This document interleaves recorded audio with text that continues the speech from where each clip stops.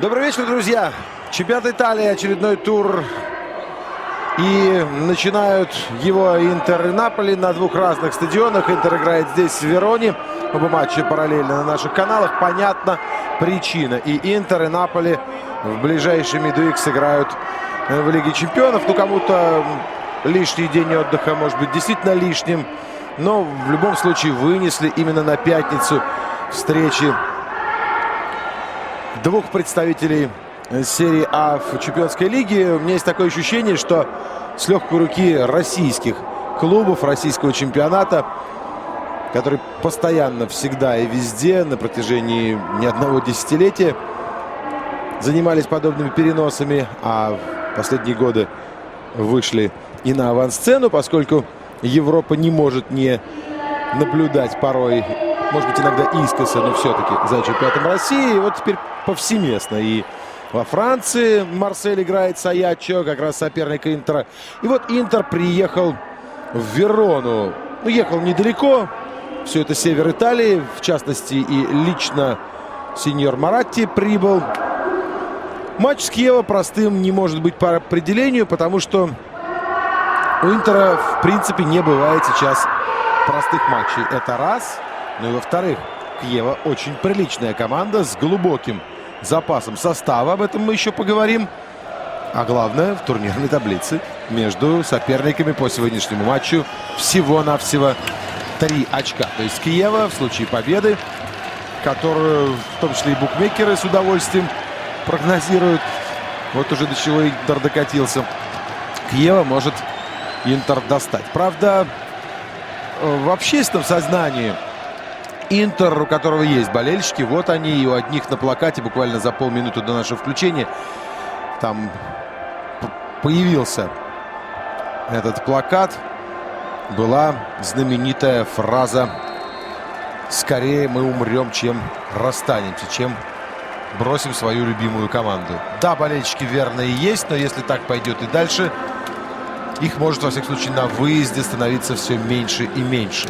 Состав Интера вы практически видели уже на ваших экранах. Пробежали ребята и представились сопернику. А соперник вот он. В воротах 54-й номер Соррентино у Киева. Асерби 15-й. И Андреоли 3-й. Это центральные защитники. 93-й Драм и 21-й Николя Фрей на флангах. 16-й Лука Ригони. 7-й Сан-Марко. 6-й Майкл Брэдли, за которого многие очень яростно болеют. И американскую публику с флагами, с майками Брэдли можно было тоже заметить на трибунах. Лусиано 10-й номер, 31-й многоопытный капитан Серджио Пелисьер и 71-й Сириль Терон, как и Николя Фрей, француз. Да, 2 французских игрока в составе Киева. Впрочем, Франция совсем недалеко. Ближе, правда, Германия, но немецкие футболисты что-то на север Италии не заезжают. Теперь состав Интера. Жулио Сезар в воротах, 1-й номер. В общем, состав стандартный, надо сказать, только вот сел на скамейку запасных Эстебан Камбьясе. Вместо него сегодня Андреа Поли. Итак, 25-й Вальтер Самуэль, 6-й Лусио, 55-й Нагатомо, 13-й Майкон. Это защитники. Санетти, 4-й капитан команды, 5-й Станкович, 18-й Поли, 10-й Снейдер, полузащита, и Диего Милита с Диего Форланом, 22-й и 9-й номера в нападении. Снейдер на ваших экранах. Главные тренеры Доменико Ди Карло и Клаудио Раньери. Соответственно, Паоло Сильвио Маццолени из Бергамо. Тоже логичный выбор, потому что как раз где-то между Вероной и Миланом этот город расположен. Главный судья Маццолени, ваш комментатор Александр Шмурнов. Ну и пора начинать. Почему-то без 13 начали, но, видимо, это предписание итальянского телевидения. Мы были готовы начинать и вовремя в 45 минут. От Брэдли мяч отскочил. Киева, разумеется, в домашней форме. Собственно, и Интер тоже в домашней, в традиционной. Нерадзури довольно редко эту форму меняют. В Италии не так много команд, которые в очень темной гамме выступают. Из-за боковой слева бросает Букари Драм. Бросает на Брэдли. Перевод на противоположный фланг. Взмывает Нагатомо. В общем, как не взмывая, высоко не долетишь с его ростом. И в результате доигрались до углового. Лусиано там наскочил на японского защитника. И в результате другой игрок обороны Интера выбил мяч за линию. И Брэдли пошел подавать. А Пелисьера головой, наверное, играет не так здорово, как ногами. Все равно очень опасен. Хорошее голевое чутье у капитана Киева. Подача и нарушение правил против Вальтера Самуэля. Турнирная таблица чуть более подробно. У Интера, который 100 лет уже не одерживал побед. 4 поражения. Потом, наконец-то, ничья была. Но радости она, как вы понимаете, серьезно доставить не могла. Нужны победы, нужны набранные очки. Но вот 4 марта домашнюю встречу с Катани Интер завершил 2-2. Хоть чем-то разжился. Итого после 26 туров 37 очков у Киева, на 3 очка меньше. Рикошет после удара Станковича. Любит обстреливать ворота с дальней, тем более средней дистанции серб. Подставил ногу и чуть было не насолил своей команде. Один из центральных защитников Киева. Это, по-моему, Марко Андреоли был. Подача. Снова рикошеты. Трудно объяснимые. Трудно перевариваемые. Форлан. Удивляет меня Диего Форлан. Один из любимых футболистов последних лет. Очень вялый футбол показывает. И по-прежнему выходит в стартовом составе в каждом матче. А Джанпаоло Пацини сидит на скамейке. И даже Мауро Сарате, который, кстати, запросто мог бы сыграть на месте второго нападающего, тоже чаще всего оказывается в запасе. Ну так вот, у Интера 37 очков. Любопытно, что лишь 4 ничьих, 11 побед, 11 поражений. Вот Ювентус застрял в ничьих, и у него уже 13 мирных исходов. И Ювентус из-за последнего мирного исхода вот так взял и потерял свое первое место. Форлан. Милита скидывает Снейдеру. Снейдеру пора уже приходить в себя окончательно после травмы. Уэсли играл со скидкой. Можно сказать, с индульгенцией. Но сейчас уже эти времена прошли. Станкович подбирается к штрафной вновь. Удар. Опять небольшой, по-моему, был рикошетик. Но это, конечно, не может помешать Стефано Соррентино. Будем считать, что дебют за Интером. Команда атакует. Опорные полузащитники, во всяком случае, Станкович уже вовсю прицеливаются к ударам. Мне еще интересно посмотреть за Андреа Поли. Но пока вот, посмотрите, только что был с мячом. Очень глубоко. Возможно, именно он и освободит от части оборонительных обязанностей Санетти и Станковича. Форлан. Ну, здесь за счет интуиции сыграл неплохо, но уткнулся в защиту. Вынужден отыгрывать назад. Хавьер Санетти.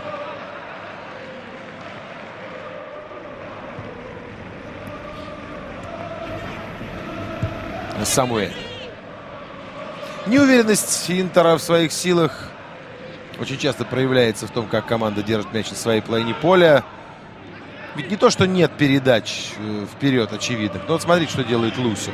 Он выбирает не игру низом через пас, а впрыск, во время которого трудно ошибиться. Трудно совершить обрез. Вот такой пас метров на 40-45 вперед. Андреа Поли тоже сейчас выбил мяч изо всех сил за боковую, что тоже, на мой взгляд, подчеркивает общее состояние команды. Уверенностью в себе здесь и не пахнет. Снейдер. Красивый перевод с двумя вращениями. Мяч приземляется точно на ногу Майкона. Милито. И опять потерялась острота атаки мгновенно. Станкович вынужден снова пасовать Самуэля на центрального защитника. Киева пока не собирается навязывать свою волю. С другой стороны, воля Киева — это как раз вот такая игра и есть. Быстрая, резкая, взрывная, контратакующая Лусиано. Подача Лусио почти что Лусиано. Может быть, чуть-чуть побольше. Брэдли. И снова нервничает защитник Интера. Не успевают его сориентировать партнеры. Угловой.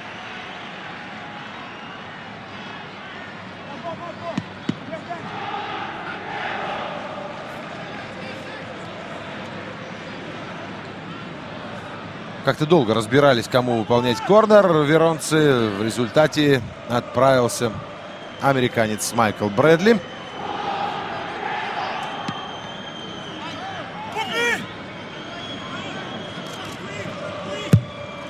Хорошая плотная подача. Жюлио Сезар успевает выйти ближе к линии вратарской. И попал он там в клещи. В общем, Андреоли подставил плечо. И, конечно, это зафиксировал арбитр. 7 минут позади. Ничья 0-0. На стадио Марк-Антонио Бентегоди. Нет аншлага. В общем, на Киева и не ходят гигантские толпы. Команда побывала в роли лифта своеобразного. Но вот в последнее время Киева более уверенно себя чувствует в серии А.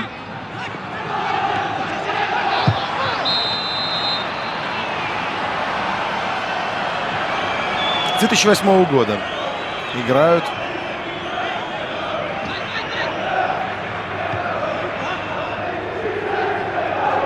Веронцы в элитной лиге. В прошлом сезоне, в частности, заняли 11 место, которое, на мой взгляд, будет к лицу Киева и ныне. Мы говорили с вами о турнирной таблице. Там примерно в этой золотой середине Киева и находится. И по ощущениям, все-таки, я начинал эту фразу,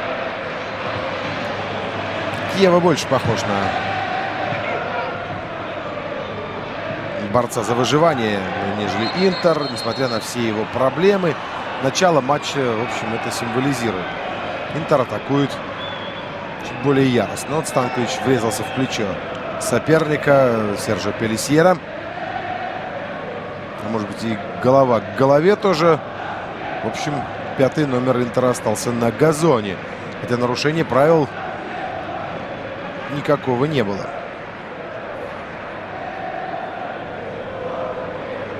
Но говоря о том, что букмекеры предполагают возможную победу Киева, я все-таки немножко переборщил в линии здесь от Интера. Тем не менее,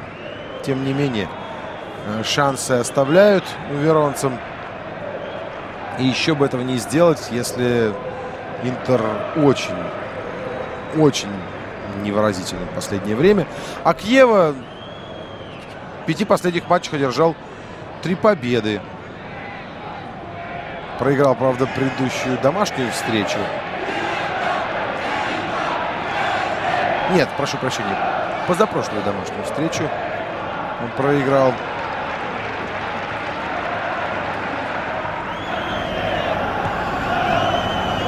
Ну и можно вспомнить, что веронцы отобрали очки у Ювентуса.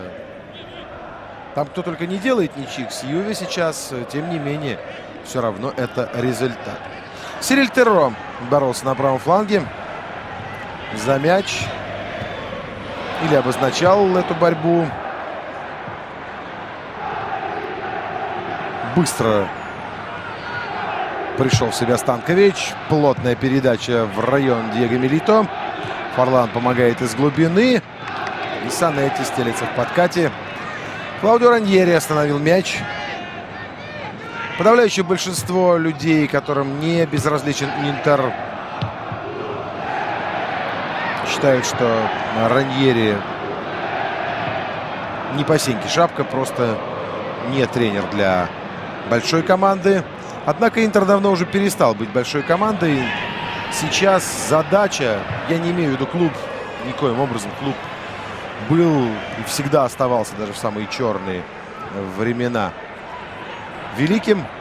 Но вот команда сейчас нуждается в обновлении, а значит, неминуемо ей предстоит перерождение, перестройка, в том числе и состава, возможно, игровой модели. И это должен делать тренер с очень серьезными амбициями. Атака Киева. Пас направо. Лусиано. Брэдли. Через него много атак идет. Но через крайнего защитника решили сыграть веронцы. И здесь очень здорово Лусио опять врезается в эпизод. Удар от ворот.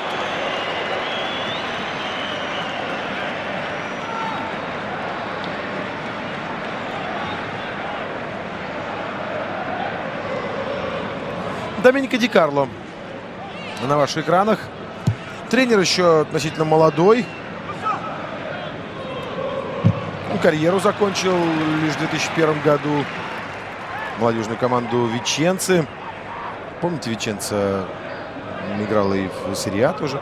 Так вот, молодежную команду Виченцы тренировал. Потом недолго поработал в Серии Б и был приглашен в Парму. Потом в Киево. Вместе с Киево пробивался, бронировал, столбил место в Серии А. И вроде это удалось. В 2 сезона 8-9 и 9-10. Не такие уж плохие. Потом было приглашение в Самдорию. Но в Самдории как раз у него случился небольшой провал. И он вернулся в Верон. Ну, поскольку лишь 47 лет, Доменико Ди Карло, надо полагать, еще есть большой запас времени для того, чтобы превратиться действительно в серьезного специалиста и, может быть, получить, добиться чего-то из Киева, какого-то прорыва. Этот сезон, кстати, очень приятный с точки зрения игры веронцев. И потом получить какой-то серьезный ангажемент. Снейдер с мячом. Перевод направо. Диего Милита. Мяч он догонит. А вот что сделает дальше? Вариантов немного. Одному нужно сейчас самостоятельно идти вперед, поскольку защитник там оставался без подстраховки. Франческо Асерби. Угловой.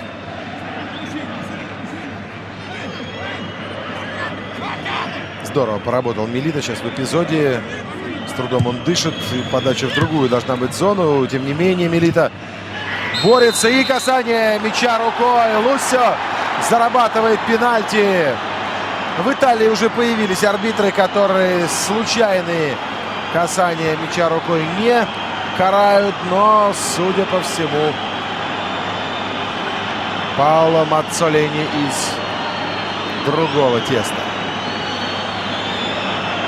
Тем более, что это касание было действительно очень и очень откровенным. Хотя, еще раз повторю, я абсолютно уверен, что неумышленно.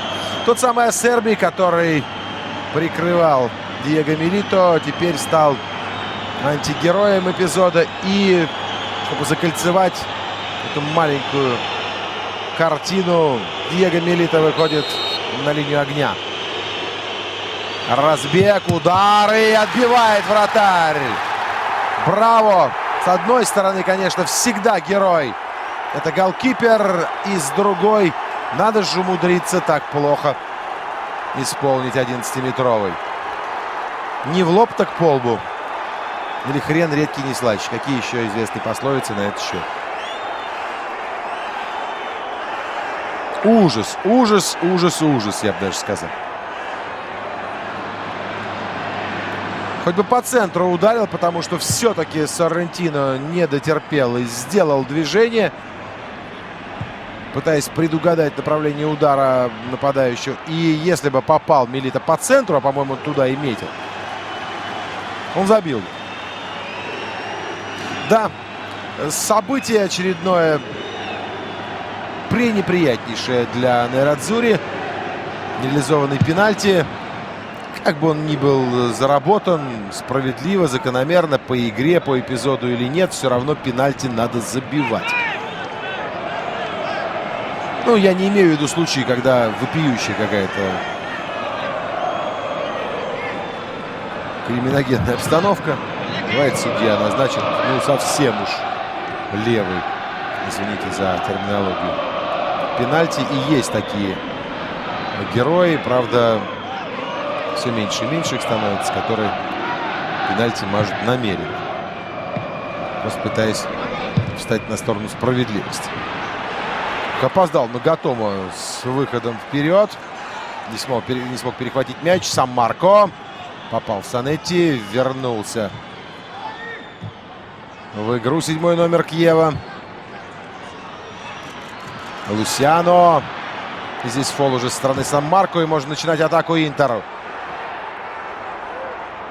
Ждет подключение японца старательного. Снейдер уходит сам в центр, открываясь под передачу. Милита в офсайде в откровенном. Это понимают все абсолютно. Здесь 1030 собралось. Кроме Нагатомо. Еще раз 11-метровый. Около 40 тысяч вмещает стадион. Может быть, 30 и нет, 20. Что-то около половины, потому что виражи, курвы, как их зовут,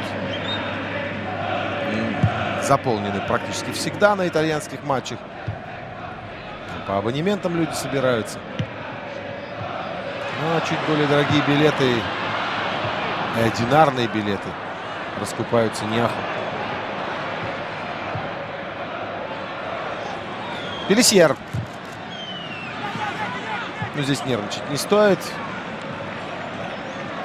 В этом смысле Нагатомо самая опасная фигура для обороны Интера. Он быстрый, резкий, действительно трудолюбивый, упорный, усердный игрок, но он все-таки суетливый футболист. И с точки зрения выбора позиции тоже не великий персонаж. Получил по ногам сзади Форлан.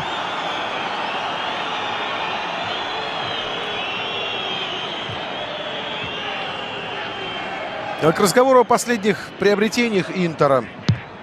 Да, кстати, хочу заметить, что сегодня в Твиттере задавал вопрос о том, почему Интер, на взгляд читателей, респондентов, можно сказать, друзей, вот так слабо выступает в нынешнем сезоне, и очень многие говорили именно об этом. Я, кстати, планирую продолжать эту практику. Очень любопытно мнение. Удар Снейдера. Красивый удар. Что и говорить. В перекладину попадает голландец. Ну, не везет так с музыкой. Такой вот «тяни, толкаясь» пословица. Итак, многие говорили о том, что проблема в селекции. И вы знаете, я соглашусь, потому что последнее приобретение Форлана оставим за скобками. Он достался Интеру, можно сказать, как лежалый товар. Не в обиду чудесному уругвайскому форварду. А вот, например, те люди, которые действительно пришли в Интер и должны были новую, серьезную, свежую кровь после бенитосовской истории влить в команду, они пока себя не оправдывают. Это и Нагатомо, и Сарате, и Пацини, в общем, тоже. Хотя начинал он очень здорово, забивал да забивал. А вот смотрите, сидит же на скамейке. Наверное, неспроста. Снейдер. Был бы он в какой-то сумасшедшей форме, я имею в виду, Джанпаоло Пацини, наверняка выходил бы. Но этого же не происходит. Ну, а если мы согласны в душе с тем, что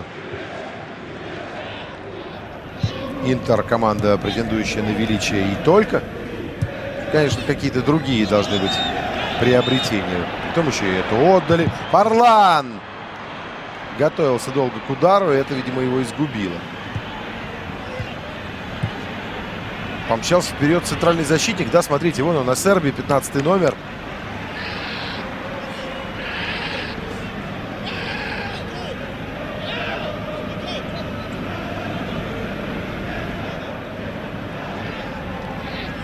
Но, коль скоро проблема с селекцией, это ведь в том числе и проблема смены тренеров и подхода. А значит, главный-то подозреваемый, в кавычках, уже появлялся сегодня на наших экранах. С другой стороны, если призадуматься, Интер нынешней эпохи — это пятикратный чемпион Италии, обладатель Кубка Европейских чемпионов, в то время как Милан впервые после такой демаркационной линии, которую можно считать делом Моджи, выиграл чемпионат, да и за последние 10 лет Кубок чемпионов, да, однажды был, но это уже очень-очень давно. произошло. Брэдли, поможет он Сан-Марко. Перехват. Здесь вот неплохо сыграл Андреа Поли. Санетти Снейдер. Приглашает Станковича. Тот Лусио к атаке. Справа Майкон. Но Лусио не ищет свободных легких путей. Прострел. Очень аккуратный вынос. Грамотно играет, на мой взгляд, Букари Драм. Очень сильный левый защитник. Прорыв Лусиано тем временем. Пелисьер. Лусиано мяч подхватит? Нет.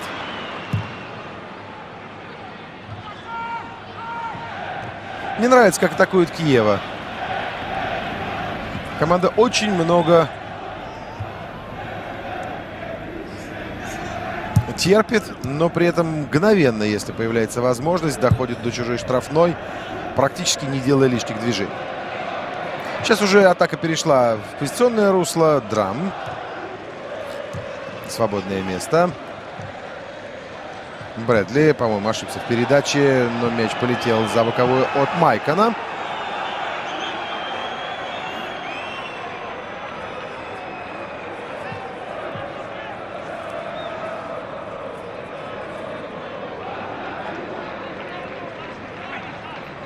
Да, трудно, конечно, наблюдать за сегодняшним Интером. Эмоций не хватает настоящих команде и свежести ощущений, наверное, тоже. Сан-Марко пытался подавать. Брэдли сам себя обыграл.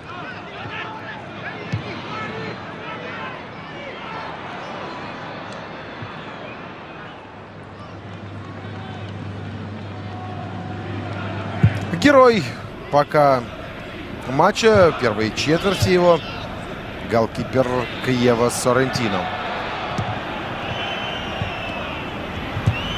Нагатома, Милита. Вязкая, непонятная и все-таки я позволю себе сказать, что незрелищная идет игра.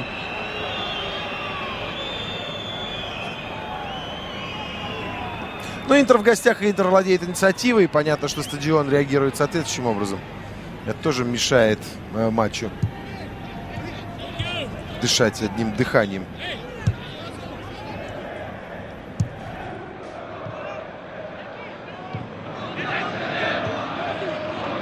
Майкон.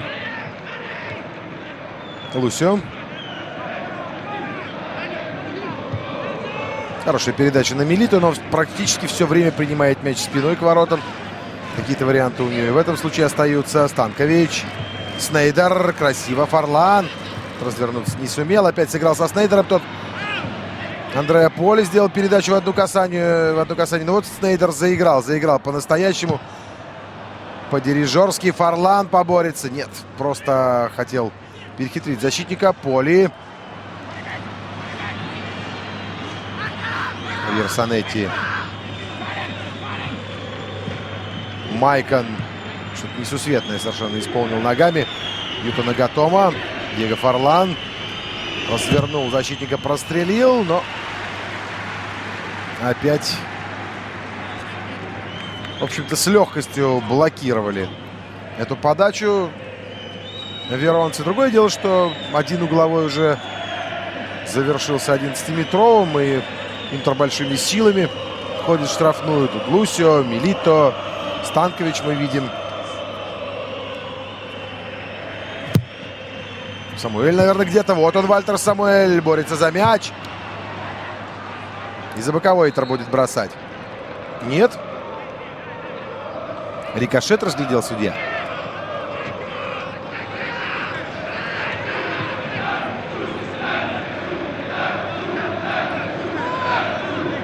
Да, Брэдли будет бросать.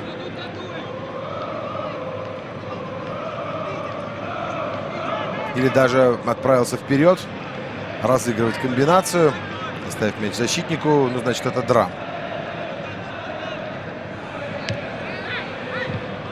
Неаккуратно бросил, не дождался, пока партнеры откроются. Самуэль. Опять не очень точно. И здесь Пелисьер ждет своего шанса. Пас назад или выбили мяч из-под ноги капитана Киева. Набрал отличную скорость Снейдер. И сразу потеряли темп они с Милито.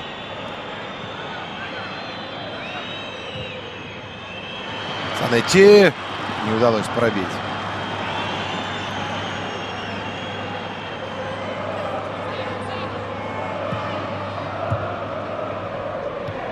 Лука Ригони сыграл направо на Лусиано.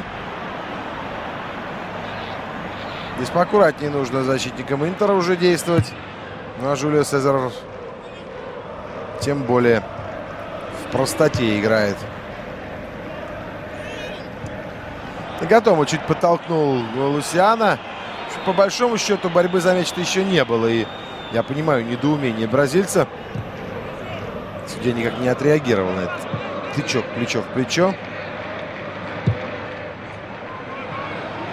Очередной пас на Диего Милито, который очень здорово держится за линию офсайда. Кого он там подключает? Снейдера. Скидка под удар. Станкович. Удар выше ворот. Тут неплохая атака. Можно сказать, что и на одном дыхании. С своей половины поля Майкон делает передачу. Милито мяч принимает. Играет через Снейдера. И очень быстро пошел перевод на Станковича. И удар-то был очень опасным. Наконец-то красиво, как-то затейливо сыграл Интер. Мне показалось, что был еще небольшой рикошет от бедра защитника. Но судья этого не разглядел. Лусиано. Пелисьер в центре. Он всегда там, рядом с игрой. Если удастся Киева наладить контратакующие действия по-настоящему, то Пелисьер будет на своем месте. И он будет главной угрозой. Но пока игра глубинная, очень много приходится защищаться. Капитан и в отборе, и в центральном круге, и как точка передачи мяча для партнеров. Перевода мяча в другое состояние игры.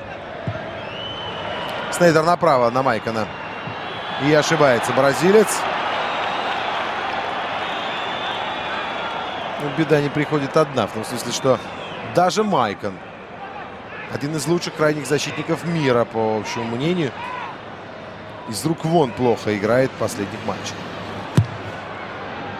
А Серби с трудом, изловчившись, сумел мяч подальше от штрафной выбить. Впрочем, прессинг Интера сработал.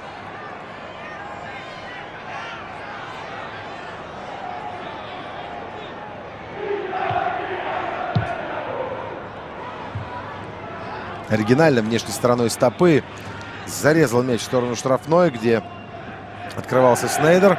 Но сейчас Майкон. Теперь он бросает из-за боковой на Милито.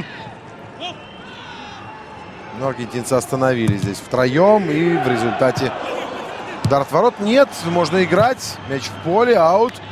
Вновь, может быть, даже чуть-чуть поторопился Диего с подачей. Там, кроме призраков Орлана, никого не было.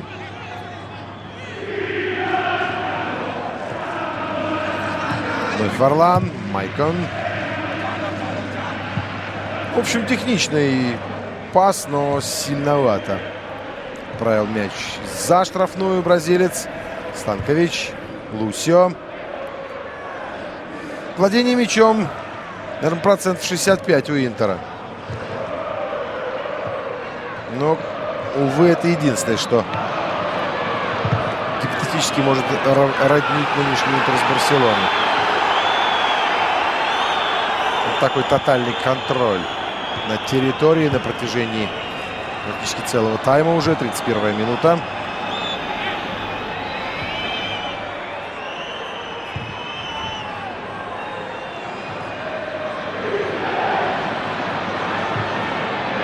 Очередная техническая оплошность Майкона. И вновь Киева не может выйти из обороны. Прижимаются веронцы.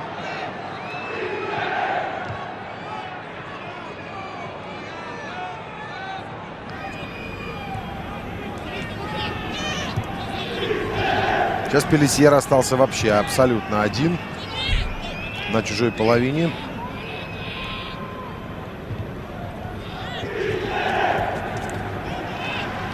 Он Лусяна нарушил правила все-таки. Но Фарлан совершенно не свойственный форварду, тем более такому опасному, резкому, ударному, как уругваец, занимается работой.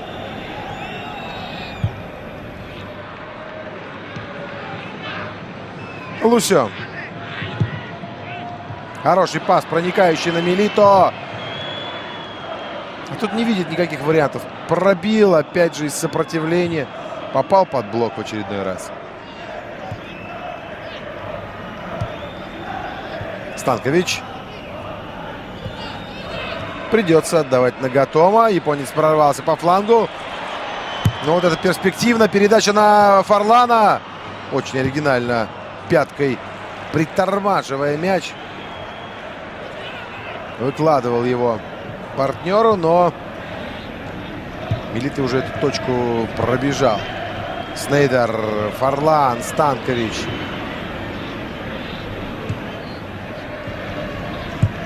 Самуэля даже пригласили к этой атаке миланцы.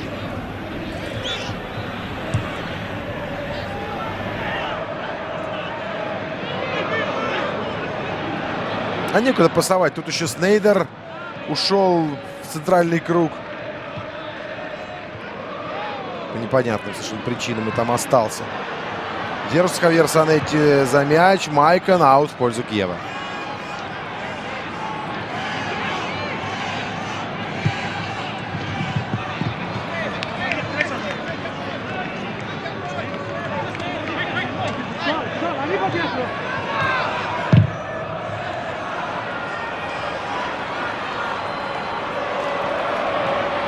Давненько не было ни одной атаки, даже вылазки на чужую половину поля.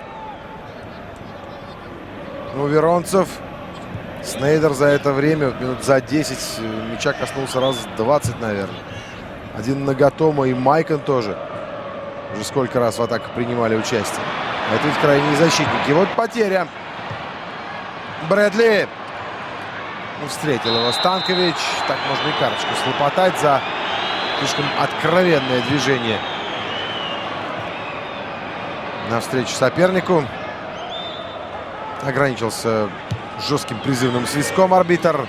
Лусиано будет зарабатывать угловой. Нет. Мяч по неожиданной траектории полетел. И тут, надо признать, Лусио очень отважно себя повел.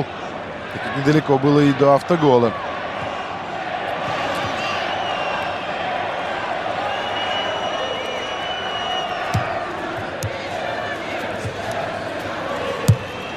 Драм, подача. Теро, Лусиано. И не коснулся ли мяча здесь голкипер? Вопрос.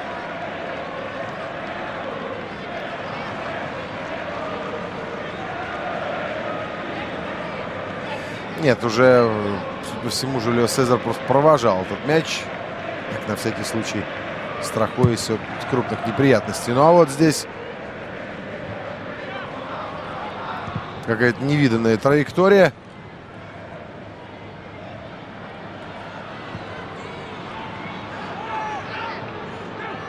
Лусё выводит мяч из сутолоки.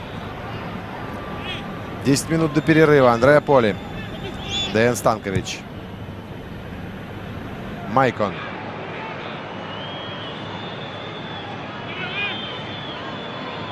Решил сам пройти.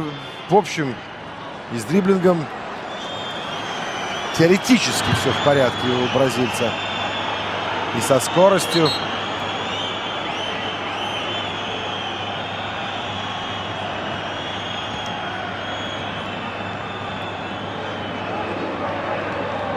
Но уж больно не везет ему лично и вообще всему Интеру. Диего Милита остается лучшим снайпером Интера. И останется, наверное, уже до конца сезона, потому что ближайших преследователей у него и нет как таковых. Забил 13 мячей Милита, а у Пацини 5. Остальные того меньше. Трижды с пенальти отличался Милита в нынешнем сезоне, но сегодня свой шанс аргентинец не использовал. Слабо выполнил 11-метровый во всех смыслах. И героем эпизода стал Соррентино, вратарь Киева. 0-0, 37-я минута. Майкон. Станкович. Фарлан тут неплохо. И получился у Хавьера Санетти забег. Помогают партнеры капитану, который раз за разом далековато мяч от себя отпускает. Ну что, нужно идти уже вперед, атаковать, а не выпрашивать у судьи каких-то санкций. Да, Санетти врезался в Ригони. Так никто и не спорит. Тут еще и Станкович помог. Но Киева боится атаковать.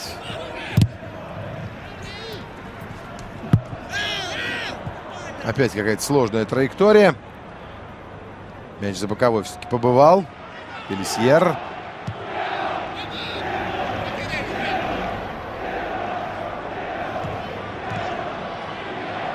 Снова капитан с мячом. Сириль Теро. Ригони. Но здесь на опережении очень хороший Вальтер Самуэль. Не применет поучаствовать в атаке, если, конечно, Снейдер ее не заморозит. Милита, да, все. Темп-то потерял голландец. И Самуэль понуро побрел к своим воротам. Тем временем Лусиано догнал Диего Милита и остановил его. Пусть и с нарушением правил. Но опять Интер теряет возможность сыграть быстро.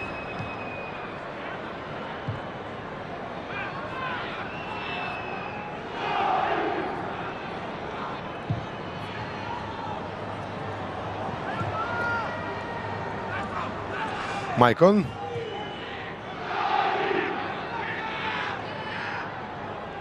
Единственная была атака правым флангом с забросом на Диего Милито, когда получилось по-настоящему быстро и остро. Но вот и сейчас пытался за счет передачи на левый фланг Снейдер ситуацию как-то вывести из-под контроля защитников. Майкон назад вратарю.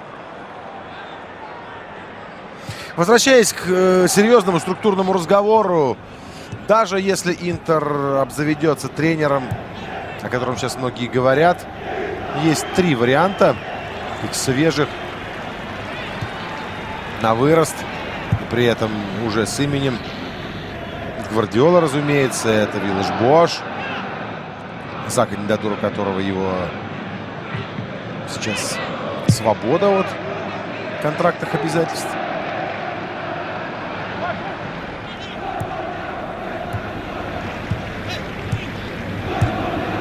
Про Виллаш-Боаша, кстати, итальянцы начали все активнее и активнее говорить в последние дни. Майкон далековато мяч отпускает.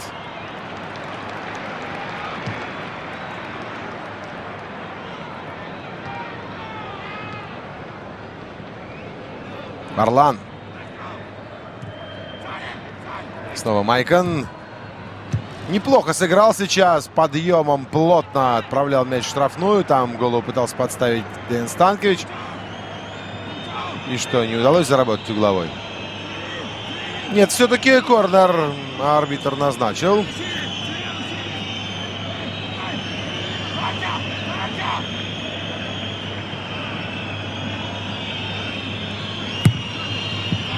Подача Снейдера.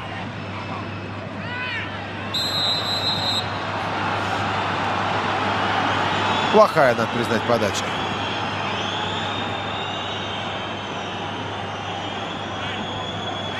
Ну, правда, здесь был толчок в спину. Нагатома опережал Пелисьера. И, пожалуйста, еще один шанс. Может быть, даже поинтереснее. Снейдер. Лусио. Удар Станковича. Двое в офсайде. Пора уже выбраться оттуда. Чертя голову неслись.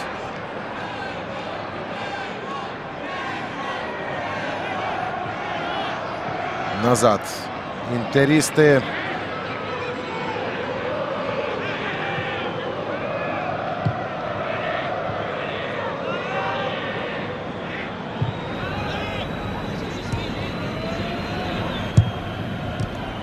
Хорошее скрещивание, очень своеобразное, короткая очень дистанция, находились друг от друга партнеры. Трудно здесь сыграть чисто, ну, в общем, по большому счету и не удалось. И теперь прорыв. Пелисьер, как всегда, прорывается, и в результате под диким гнетом Лусио в падении капитан Киева пытался проткнуть этот мяч в ворота, но не сумел.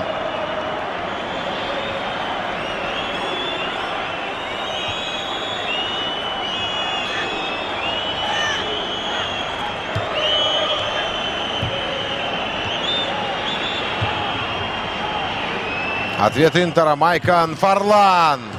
Не идет, так не идет. Честное слово.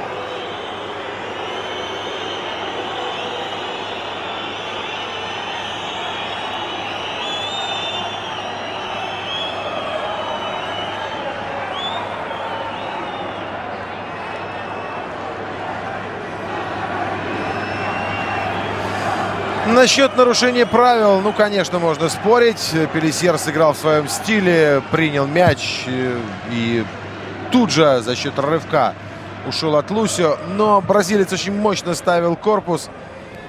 Не знаю уж, насколько он имел на это право. Вопрос с игрового расстояния. Вопрос, успевал ли он по-настоящему дотянуться до мяча. Претендовал ли на это в принципе.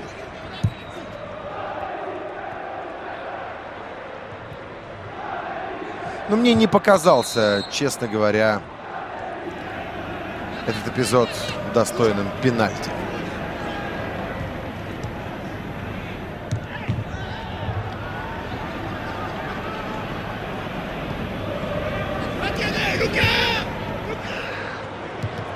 Подходит к концу первый тайм, оживился Киева.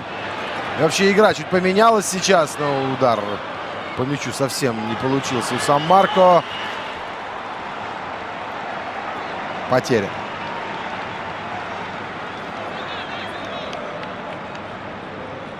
Ну, пока небольшая пауза. Еще напомню, болельщики Интер, разумеется, это знают. Именно 9 марта официальный день рождения клуба. Основана команда в 1908 году. Значит, 104 года сегодня празднуют Интернационале.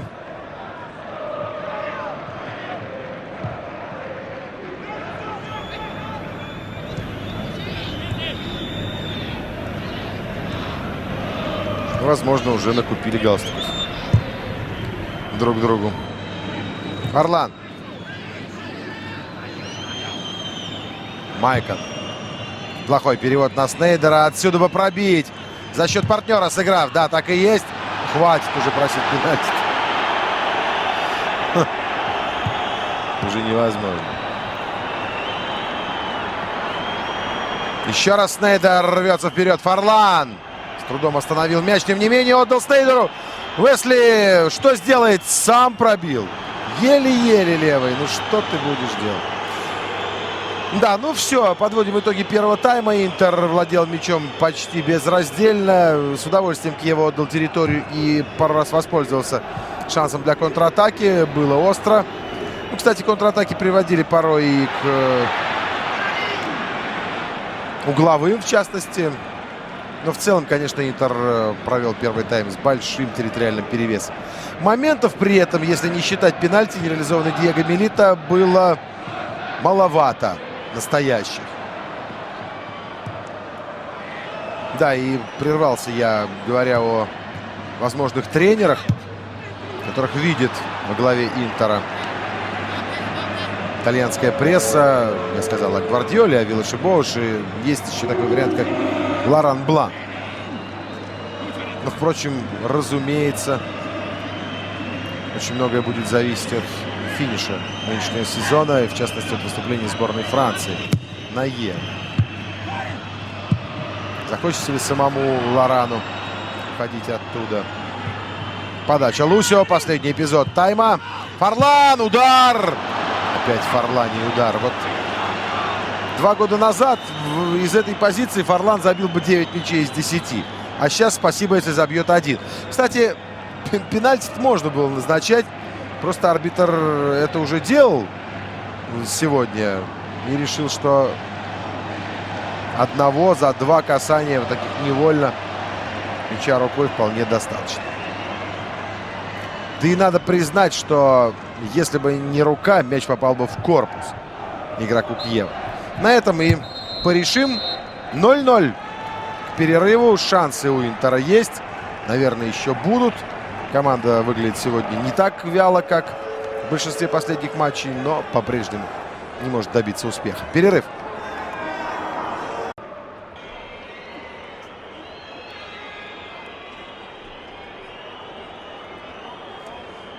В Вероне, где Киева принимает Интер. Был пенальти. Значит, хоть что-то в первом тайме действительно серьезное произошло. Еще бы пенальти был реализован. Совсем другую игру мы могли увидеть. Но Диего Милита, который потрудился, надо признать, на славу в том эпизоде, промчался по флангу, заработал угловой, а дальше была возня после подачи. И от ноги Лусио мяч полетел в руку защитнику Киева. Кстати, подобная ситуация возникла еще и перед самым перерывом. Но тут уже арбитр второй 11-метровый решил не назначать за невольную игру рукой. Ну, вот такие вот истории.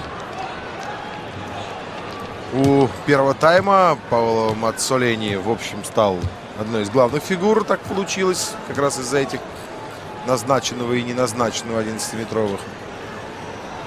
А если говорить в целом, Киева играла абсолютно в своем стиле. Серджио Пелисьер был полезен на острие контратаки. И однажды, в свою очередь, был близок к пенальти.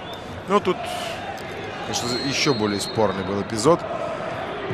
Пройдя Лусио, опередив его, Пелисьер готовился бить. И тут бразилец поставил свою мощную ногу. Пелисьер удар-то нанес, но при этом и в Лусио уткнулся. В общем, теоретически можно было и пенальти назначить. Одни пенальти сыт не будешь. Давайте вспомним составы, пока Интер потихоньку настраивает свои инструменты, начинает вновь заходить на чужие ворота. Ворота эти, ворота Киева, защищает герой первого тайма, отразивший удар Диего Милита Стефано Соррентино. В обороне играют Франческо Ассерби, 15 номер, Марко Андреоли, 3 центральные защитники. Справа 21-й Николя Фрей, слева 93-й Букари Драм. Полузащита 16-й Лука Ригони, 6-й Майкл Брэдли. Они в глубине действуют. Ближе к нападению 7-й номер Пауло Саммарко. Чуть левее, чуть правее 10-й Лусиано. Сириль Терро где-то там тоже обретается. Ну, сейчас, например, он в самом центре, якобы он второй нападающий. Но вообще, при такой игре об одном-то нападающем говорить надо с оглядкой, с оговоркой. Но этот нападающий есть. Вот он, капитан Киева Серджио Пелисьер, главный тренер Доменико Ди Карло. Интер в воротах Жулио Сезар. В обороне в центре, как правило, играют, если вдруг ужас по фамилии Раноки будет появиться на поле, играют 6-й номер Лусио, 25-й Вальтер Самуэль. Они сегодня в строю. Юта Нагатома, 55-й Майкон, 13-й. Фланговые защитники.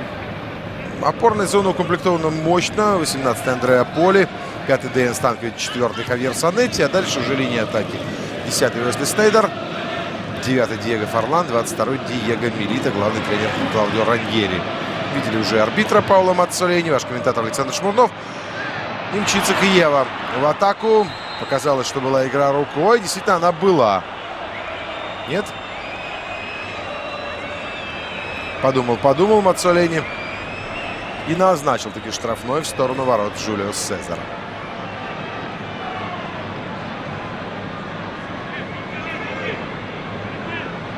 Или что? Не игра рукой? Тогда не понимаю. Самуэль слегка задел пробегавшего мимо соперника. Тоже вариант. Но в любом случае, ровно по центру. В 35, по-моему, метрах от ворот сейчас. Чуть даже больше.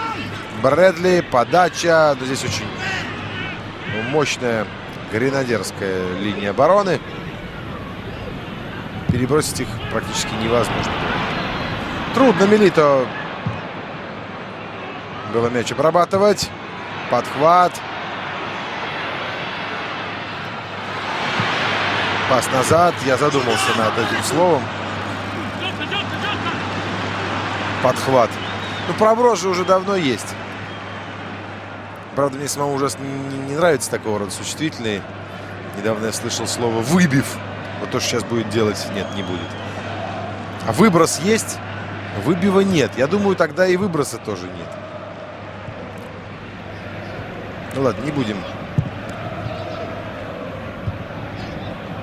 углубляться в эти дебри. Форлан играет чуть назад. Авьер Санетти. Одно касание в стиле сегодняшнего Диего Форлана. Он все не доделывает.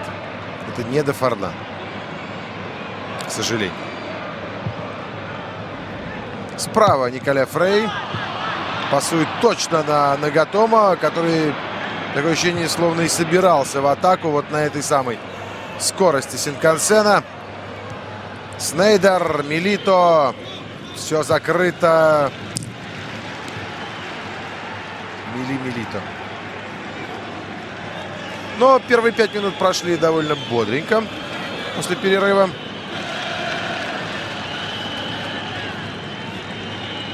Угловой.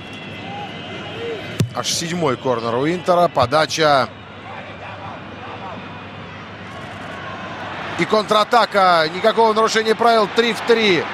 Забег. Как выяснилось, 3 в 4. Там еще, оказывается, Санетти остался. Ну, Андреа Поли подхватил мяч. Удивительные ошибки и с той, и с другой стороны. В общем, плотность этих несуразностей на единицу времени потрясает.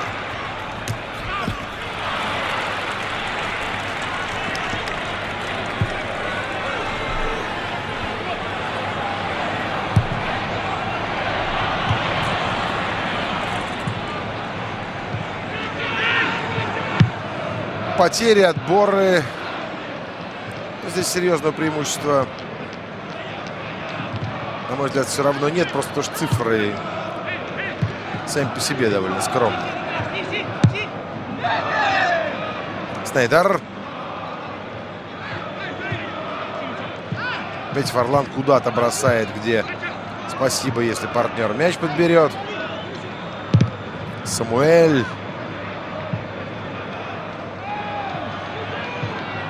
Вот такое ощущение, будто поднимается температура. Я имею в виду не температуру игры, а внутреннее чувство человеческое. Знаете, вот как-то неуютно, противно, и все вокруг набивает оскомину. Хочется заснуть. Это такое почти тактильное ощущение от матча. Можно потрогать. Может, все-таки чем-то это закончится. Опасно. Ну, хорошо сейчас. Так растопырились по разным флангам атакующие игроки Интера. И даже Андреа Поли там прибежал добивать. Завершать атаку после навеса Снейдера.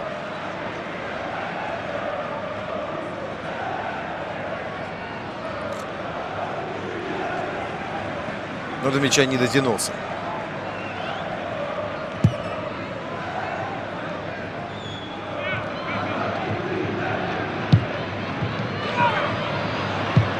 Здорово сейчас контролирует игру веронцы. Ну, прямо в офсайд.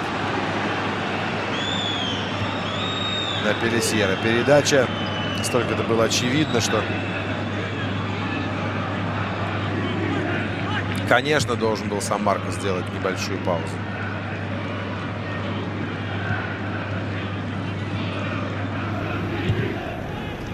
Снейдер. Вот это очень красивый. Можно карточку показывать.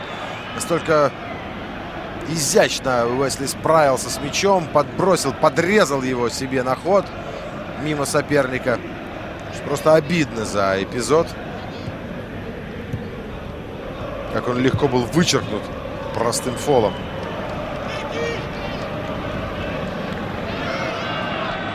Пора подумать о резерве.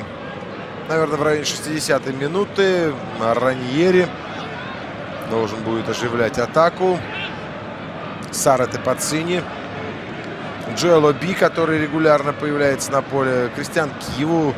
Редко увидишь его без защитного шлема. Но, наверное, если он выйдет, то все-таки в обычной своей экипировке. Вратарь Лука Кастелаци, еще Марко Фараони и Эстебан Камбьяса. Поле, кстати, к слову, Камбьяса смотрится вполне себе достойно сегодня. Якопо Колетта, голкипер запасной у Киева. Боштьян Цесар, Дарио Дайнелли, Ринальдо Крусада, Перпарим Хеттемай. Кстати, неплохо прошлый сезон провел, но на этот раз игрок Финляндии, из Финляндии, албанского происхождения, в запасе. И вообще играет немного в этом году. Альберто Полоски и Давида Москардели еще есть у Киева. Удар Снейдера! Вот это да, мяч-то летел как плоско, мощно. Действительно у голландца удар поставленный, но снова фортуна не на стороне Интера. Сам по себе удар заслуживал, согласитесь, того, чтобы превратиться в шедевр.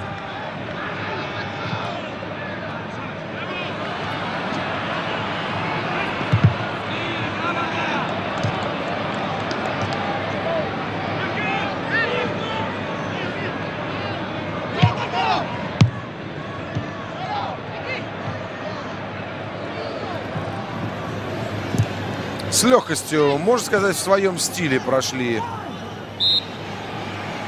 пробрались в чужой штрафной веронцы, но здесь Теро нарушил правила.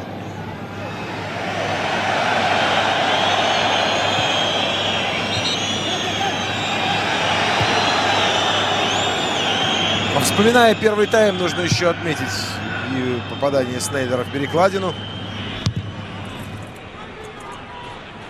Тоже ложится в строку. В команде Раньери очень не везет.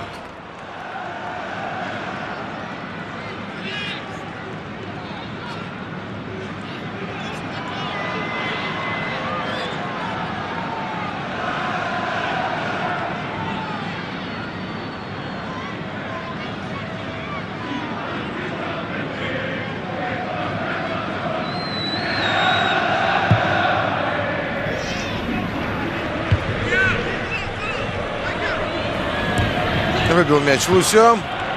Станкович играет на Снейдера. И тот пытается одним касанием вывести Фарлана на ударную позицию. Мяч довести до уругвайца удалось. Милита. Забегание. Ну отдай же, Диего. Слева Снейдер один. Можно продолжать эту атаку. Красиво сейчас Фарлан сыграл со Станковичем. Справа Хавьер Санетти, по-моему, присоединился к нападению. И все закончилось на Майконе. Хотя нет, может, все только началось. Ну что, хотя бы энергичный эпизод.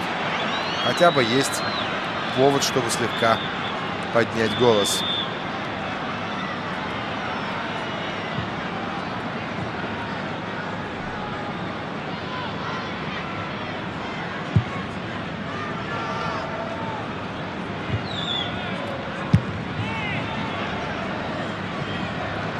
Да, здорово сейчас сыграл защитник. Первую замену, однако, делает... нет, прошу прощения. Это вовсе не замена. Это как раз Андреоли, один из игроков центра обороны. Ну, а в том эпизоде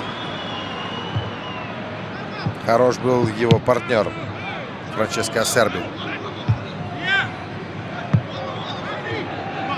Какое-то ощущение, оно усиливается гулкими возгласами, словно на пустом большом стадионе играют. Ощущение тренировочного, разминочного матча.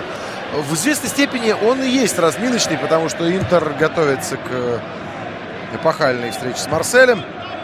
Четвертьфинал Лиги Чемпионов. Очень многое может искупить.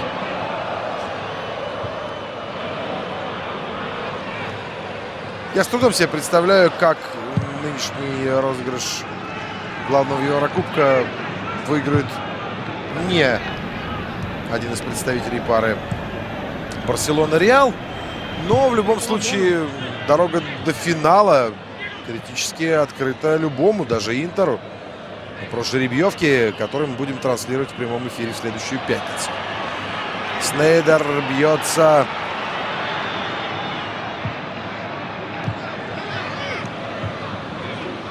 Не так часто увидишь Снейдера настолько ожесточенным. Но заводятся интеристы. Почему-то выглядит неплохо. Команде как раз не хватало очевидной мотивации на каждый матч, ярости в игре. 60-я минута. Время приступать к решительным действиям. Перевод Снейдера на Форлана. Достанется мяч уругвайцу? Нет.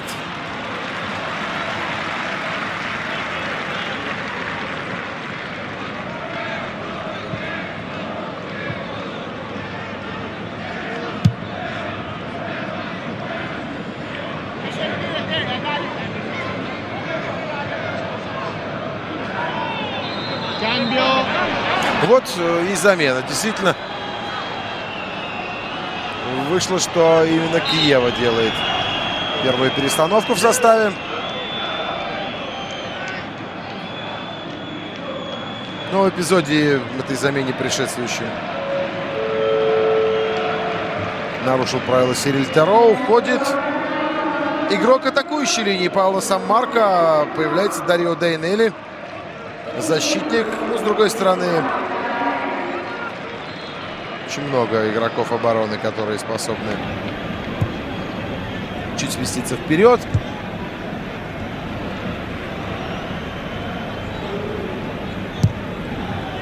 Возможно, Сербия это будет. А пока Форлан рвется к мячу. Давайте смотреть за перестановками в защите Киева. Дейнели хорошо известен.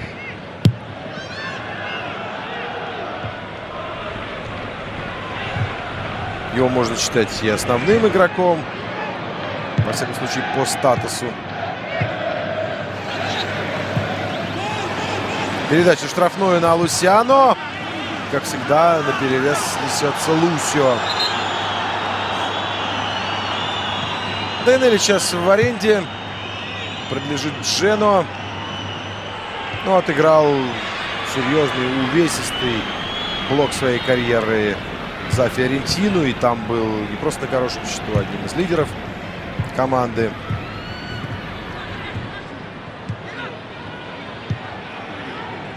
Когда-то и в сборную Италии приглашался. За молодежку играл. Но сейчас Дейнели уже, можно сказать, ветеран. Хотя это не совсем применимо к действующим персонажам. Но есть такая форма речи.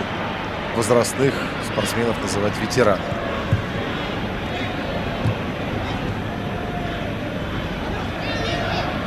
Милито.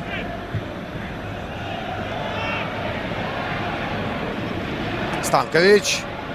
Есть варианты, но они все невнятные. Вот Майкон пришел. И потерял мяч. Снейдеру трудно бороться с Сирилем Теро. Но все-таки с Ригони поборолся и выиграл. Очередная ошибка теперь Андреа Поли. Не точно.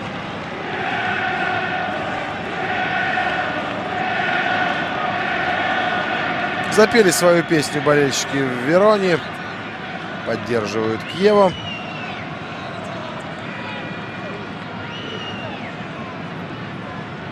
Так, вот схема. Не 5 ли защитников в результате. Но Интер, разумеется, готовятся игроки атакующей линии. Сарата и чуть там в глубине скамейки запасных под Цини. Майкон тем временем с мячом. Нагатома. Поли. Аут в пользу Интера. Призывает своих подопечных не суетиться. Ди Карло. Правильно все сделал Нагатома. Перевел игру направо.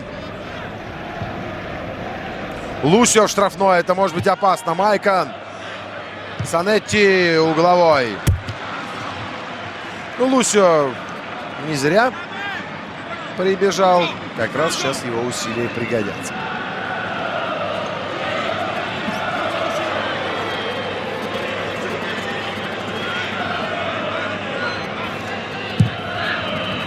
Подача играет Соррентино. Станкович.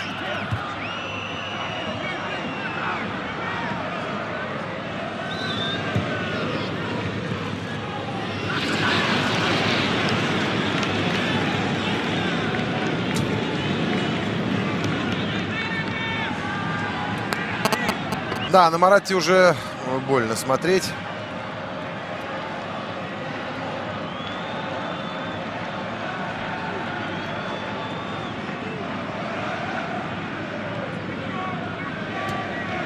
Да, собственно, ничего и не поменяется. Совершенно очевидно. Ничего не поменяется в нынешнем сезоне в чемпионате Италии. Борьба за Лигу Европы, это, наверное, вообще не для Интера. Уж лучше не играть нигде, как Ювентус.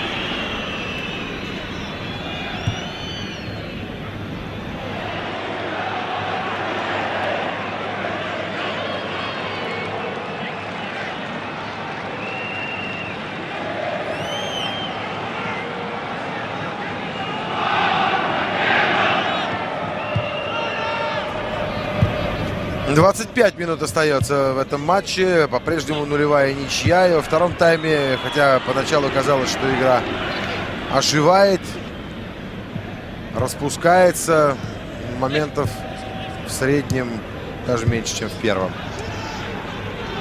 Станкович. Нагатома. Снейдер. Прошел Лусиано. Но очень плотно расположены соперники. Вот и с легкостью выявит мяч, который уже раз.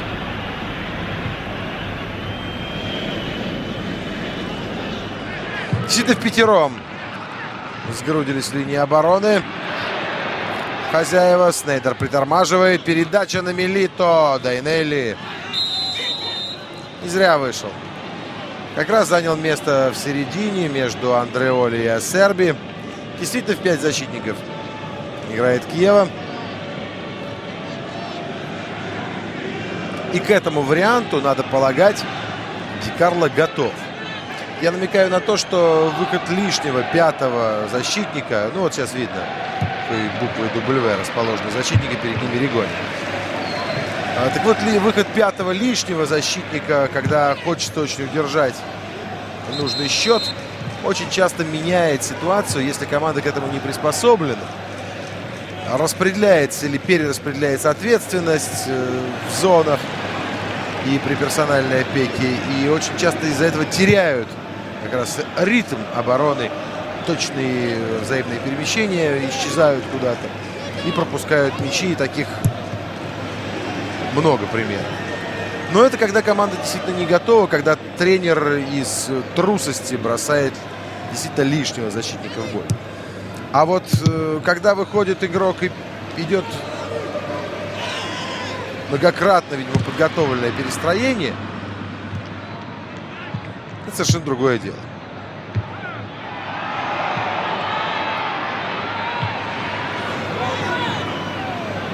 Ну, пока мяч в воздухе, коротко о перестроениях. Андреа Поли на газоне вместе с мячом и штрафной в сторону ворот Киева.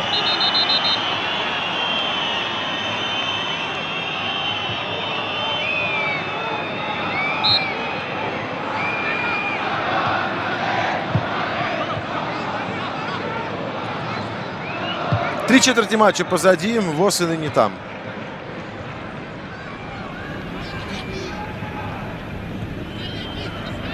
Или здесь больше подойдет ассоциация с басней «Квартет».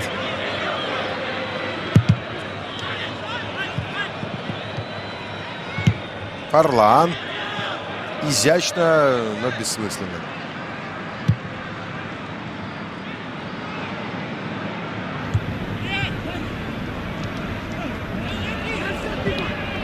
Не было там никакого нарушения. Теро показывал, дескать, Санетти сыграл рукой. Ну, все в порядке. Станкович пасует на Снейдера. Майкон.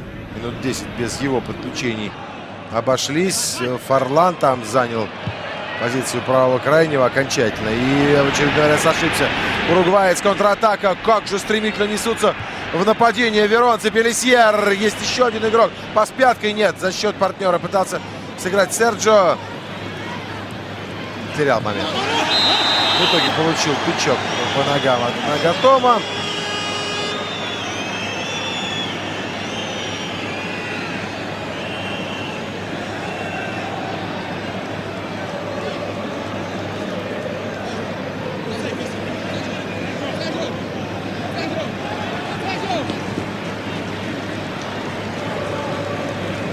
Пацини первый вместо Фарлана, по идее, должен выходить. И Хетемай в составе Киева. Но, судя по всему, уже после розыгрыша. Брэдли.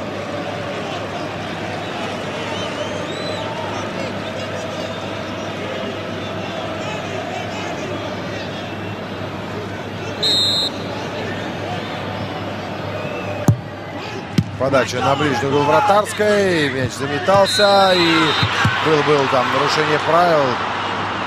По всему, даже 1 на 1 в 3 метрах от вратаря, находясь, не смог мяч загнать в ворота. Игрок Киева. Защитник Андреоли. Офсайд. Да и, по-моему, в сутолке тоже нарушали правила. Веронцы. Пацини вместо Фарлана. Это абсолютно логично. Хетемай атакующий полузащитник.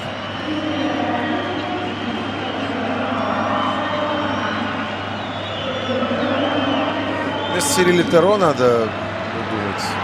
Может быть, и на фланг тоже выйдет. Сейчас посмотрим.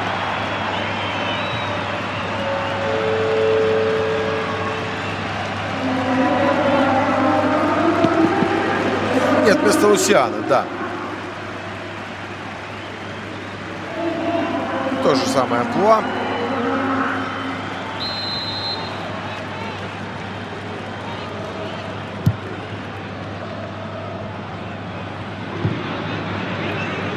Дождались своего любимчика персональные поклонники Джанпаоло Пацини.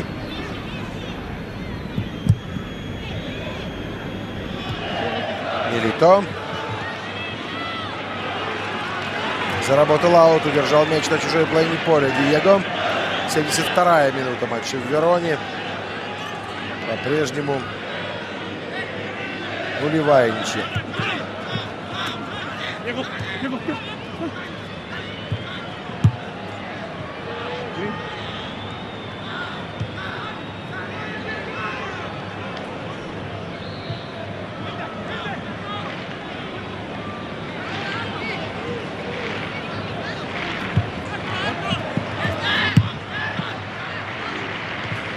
Любопытно, что Марсель проиграл свой матч на Корсике. Вот так готовится Интер и Марсель к выходу в четвертьфинал Лиги Чемпионов. Кто-то из них, из этих двух хромых на обе ноги клубов, окажется в 8-ерке лучших в Европе. Марсель проиграл 4-й, кстати, матч подряд во французском первенстве. А Яче со счетом 0-1. Снейдер потеря. Поли помог. Станкович, Майкон.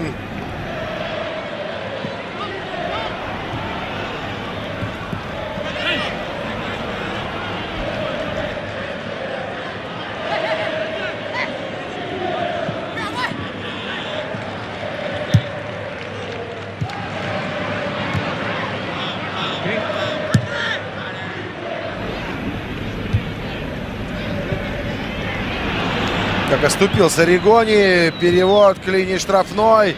Пацини скидка на Снейдера.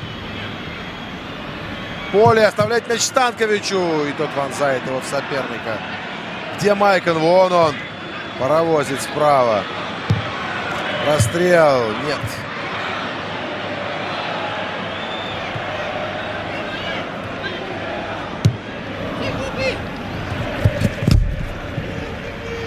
Теперь уже за боковой хозяева будут бросать.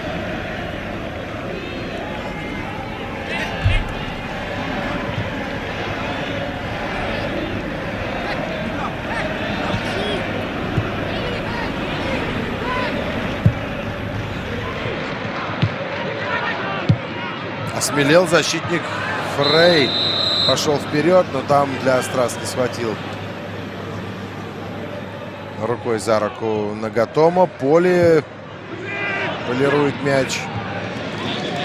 На подборе Милито. Пас вратарю. Помчался Пацини в надежде отловить ошибку. Интер заиграл чуть пожестче, порезче.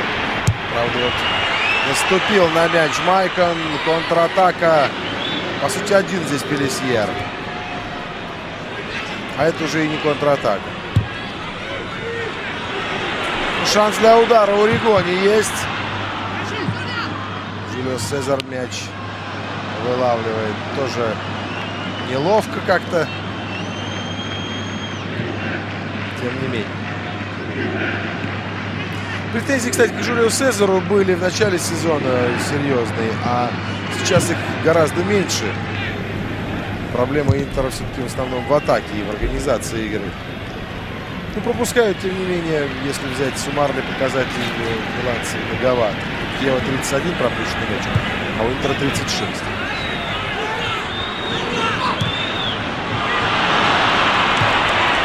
Станкович остановил мяч и тут же бросил вперед на Снейдера, который по привычке тормозит сегодня развитие атаки.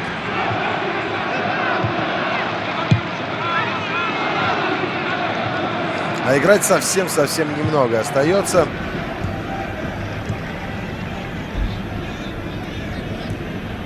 Майкон. Донесло его вместе с мячом до штрафной.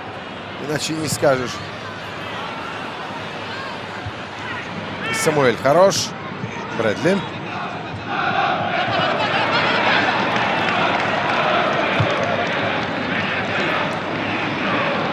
Москарделло тем временем. Свежий нападающий появится у Киева.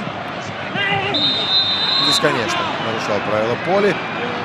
Еще очень динамично проводит матч 18 номер Интера в разных зонах, в разных функциях поучаствовал сегодня команда. Но Москарделло меняет Серджио Пелисьера. Событие.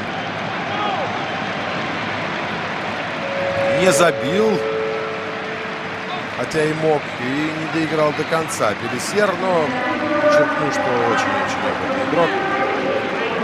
Трудно выдержать всю дистанцию.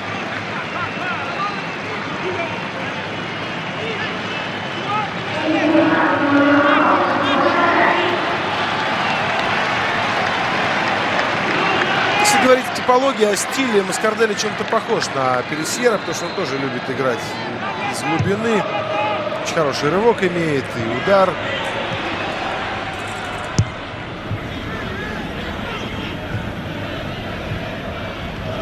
Милито прессингует защитников, помогает ему Пацини.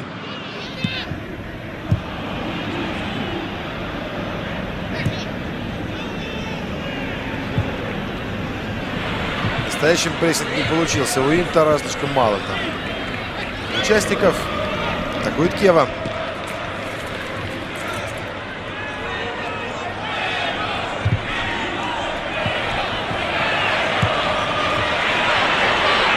И вот прорыв Сириль Айтеро в штрафную. Наваливается он на защитника и падает, но за 2 шага, как считает арбитр, до 11-метровой, ну, в смысле, до линии штрафной, до 11-метровой зоны.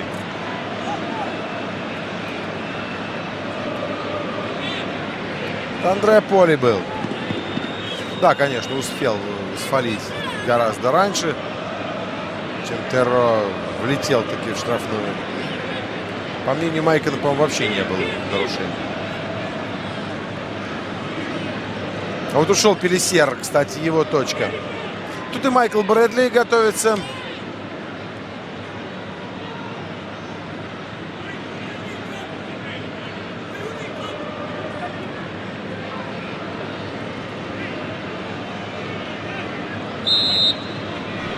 Очень опасно на самом деле. Главное стенку перекинуть. Это удается Брэдли, но и ворота тоже мяч минует.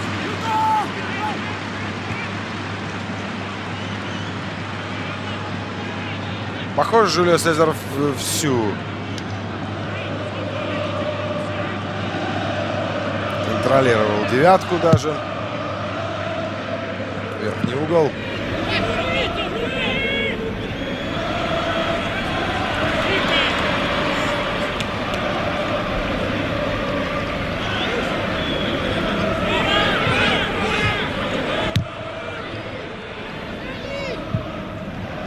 Снейдер пустился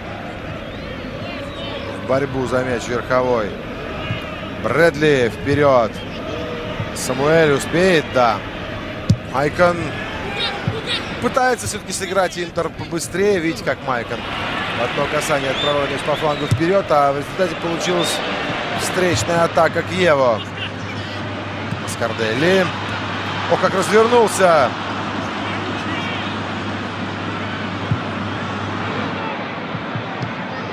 Должно было очень повести форварду Киева, чтобы мяч у него остался. Майкон вновь начинает справа. Играет через Станковича. Опять перешли на очень длинные забросы миланцы. С другой стороны, вот сейчас открылся Пацини неплохо. Мяч он потерял, и можно идти в атаку. Дайнелли. Перехват Самуэля. И еще раз Андреа Поли в красивом подкате. Некоторые фрагменты, отрезки матча подсказывают, что игроки Интера не совсем уж безразличные. Но это вообще не самое правильное выражение. Бывает, выглядит команда немотивированной, а уж совсем сколько было все равно. Это непрофессионально. И в таком уровне встречается крайне редко. Но я не об этом хочу сказать, а о том, что Интер какой-то заряд сумел активировать. Во втором тайме команда задвигалась. Возможно, еще удастся создать момент, но слишком большими силами Киева обороняется. Поли контролирует мяч внизу. Станкович.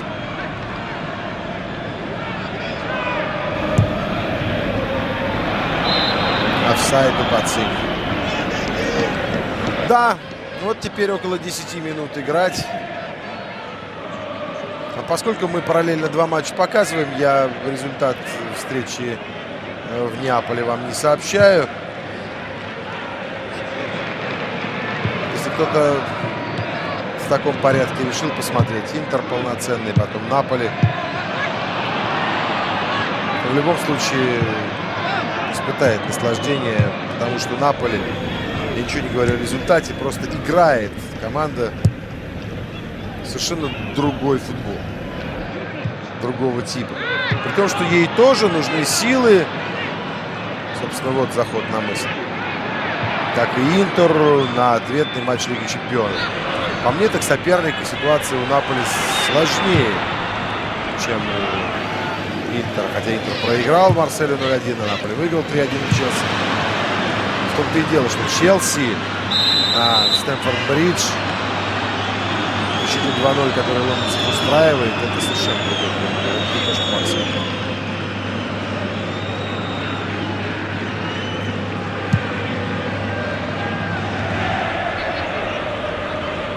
Эстебан Камбьяса, который в сегодняшнем матче остался изначально на скамейке запасных, уступив свое место постоянное в составе Андреа Поли. вернется в игру.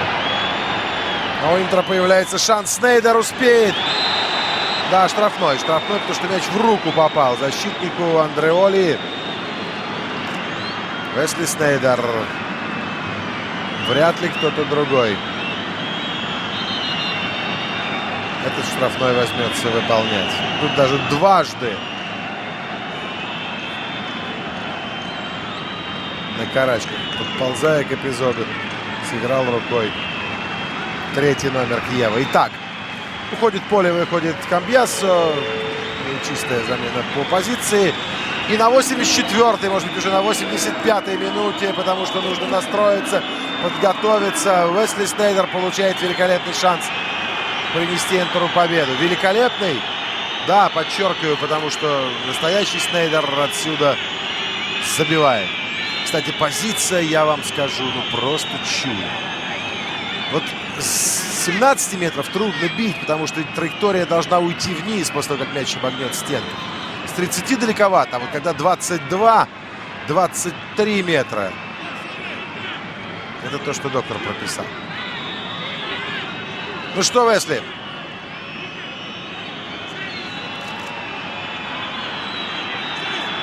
Надо бить и выше, и мимо стенки.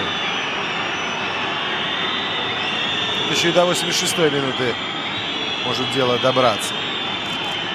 Злится Снейдер — это не лучший признак. Нужно быть свободным, легким в момент выполнения штрафного. И все-таки Снейдер попадает по воротам. Удар Камбьяссо, боже ты мой. Какой чудовищный удар. Они впятером там были перед вратарем. Чтобы не остановить-то мяч, а? Вот смотрите. Камбьяссо, останови и пробрось вдоль ворот кому-то в ногу. Но, с другой стороны, успели бы, наверное, за это время домчаться до эпизода и Веронца. Момент хороший, но я не то имел в виду, когда говорил, что Снейдер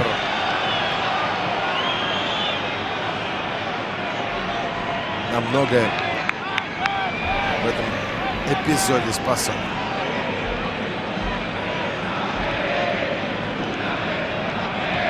0-0, 86-я минута. Киева зарабатывает теперь штрафной. Брэдли ушел, оставил мяч Дайнелли, который будет просто забрасывать. Доменико Ди Карло тем временем удалили. Лусио.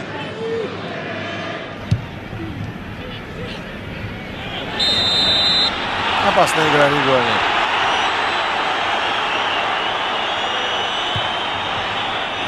Второй тренер Киева. Признаться, не знаю, как его зовут. Дайнелли перестарался, похоже. Соррентино готов мяч был забрать в руки, а получился угловой.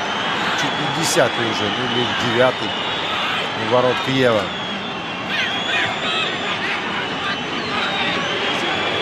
Девятый, да.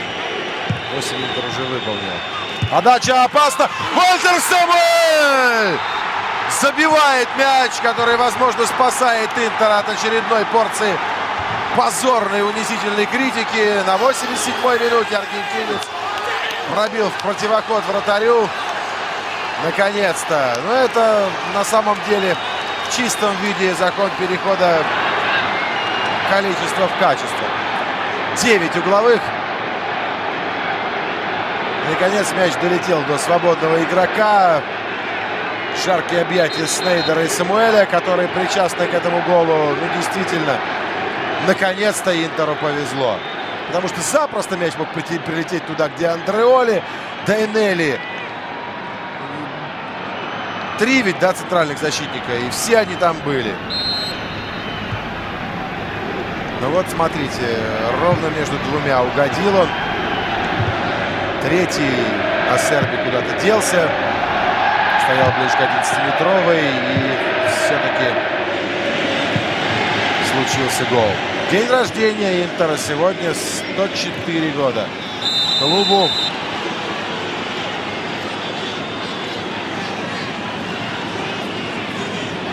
Я далек от того, чтобы даже предполагать, тождество между днем рождения и днем возрождения.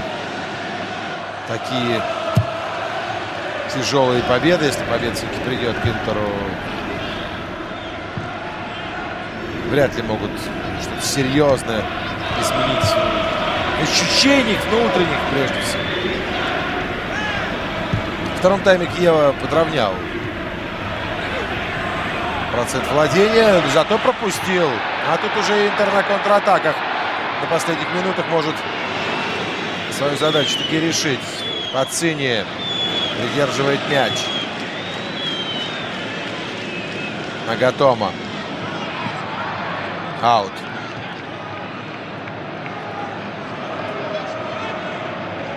Да, освежение.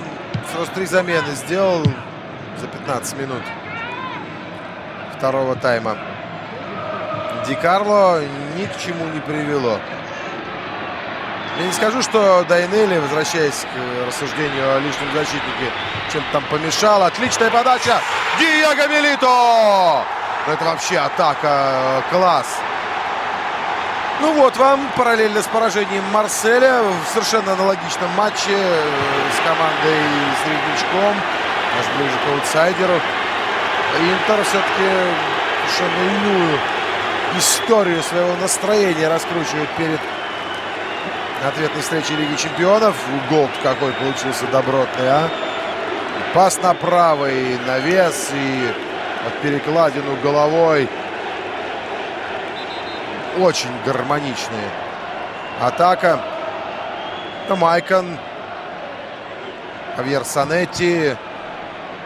Кстати, его подключение по правому флангу, его передача на Диего Милито. Это лучший эпизод в сезоне Интера, когда удалось выиграть дерби у Милана. Здесь просто все еще очень красиво, прям под фотографию.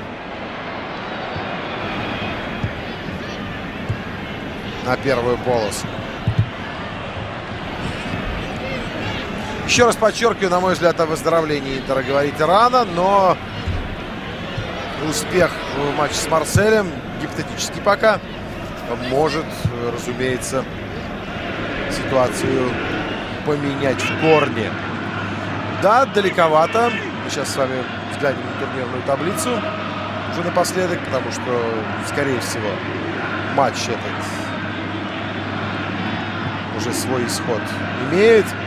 Киева не отыграет и одного мяча, надо полагать. Так вот, Интер набирает 40 очков. Про Наполи ничего вам не говорю.